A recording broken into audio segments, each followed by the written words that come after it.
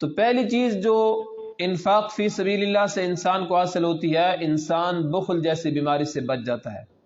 Number 2، بنی نوع انسان کی خدمت ہے کہ اس سے ضرورت مندوں کی، حاجت مندوں کی، مسافروں کی، غریبوں کی، یتیموں کی، مسکینوں کی جو ضرورتیں ہوتی ہیں وہ پوری ہو جاتی ہیں، انسان کی خدمت بھی ہو جاتی ہے، انسان کا صدقہ بھی ہو رہا ہے، بخل بھی جا رہا ہے، اور انسانیت کی خدمت بھی ہو رہی ہے۔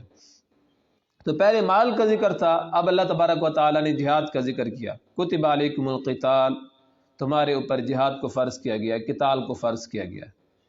جہاد اور قتال یہ دو الگ الگ نام ہیں۔ جاہد الکفار باموالکم وانفسکم والسنتکم،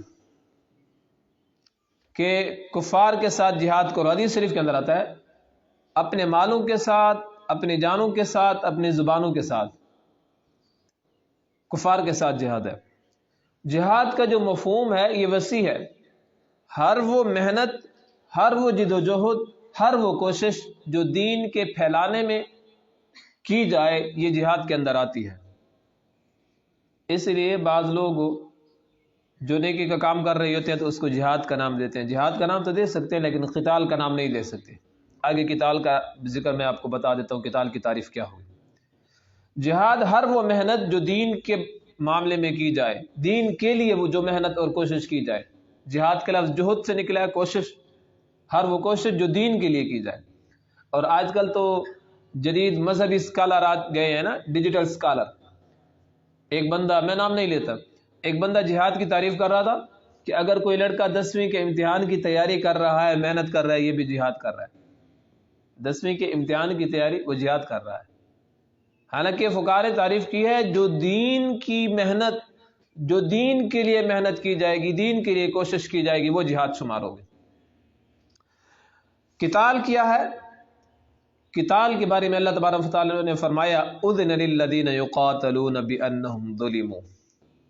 قرآن کریم کے اندر اللہ تبارک و تعالی نبی علیہ السلام کو اجازت دی کہ ان لوگوں سے قتال کرو۔ قتال کا معنی صرف اور صرف لڑنا ہے۔ یہ شکر ہے کہ قرآن کریم کے اندر قتال کا لفظ آ گیا ہے، کتب علیکم القتال، تمہارے اوپر قتال کو فرض کیا گیا ہے۔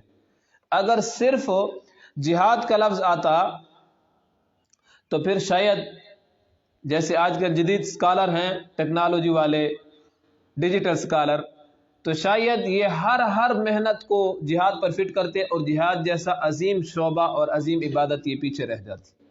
ہر بندہ کہتا کہ میں جہاد کر رہا ہوں، جو آری چلا رہا ہوتا وہ بھی کہتا میں جہاد کر رہا ہوں، جو لکڑیاں کاٹ رہا ہوتا وہ بھی کہتا میں جہاد کر رہا ہوں، اور جو فٹ بال کھیل رہا ہوتا وہ بھی کہتا کہ میں میچ جیتنے کے لیے کوشش کر رہا ہوں نا تو جہاد کر رہا ہوں، جو ہاکی کھیل رہا ہوتا وہ بھی کہتا میں جیتنے کے لیے محنت کر رہا ہوں تو میں جہاد کر رہا ہوں۔ تو اللہ تبارک و تعالی نے کتب علیکم القتال کہہ کر ان کا دروازہ بند کر دیا تاکہ یہ جدید اسکالر آ کر جہاد کی غلط تشریح نہ کر سکے۔ کتب علیکم القتال، تمہارے اوپر قتال کو فرض کیا گیا۔ قتال کا معنی صرف اور صرف لڑنا ہوتا ہے، اس کے اندر نہ زبانی جہاد ہے لسانی، نہ کوئی کلمی جہاد ہے، نہ کوئی اور جہاد ہے، صرف اور صرف تلوار کا جہاد بالسیف، تلوار کے ذریعے جو جہاد کیا جاتا ہے وہی جہاد ہے جو دشمن کے مقابلے میں کیا جاتا ہے۔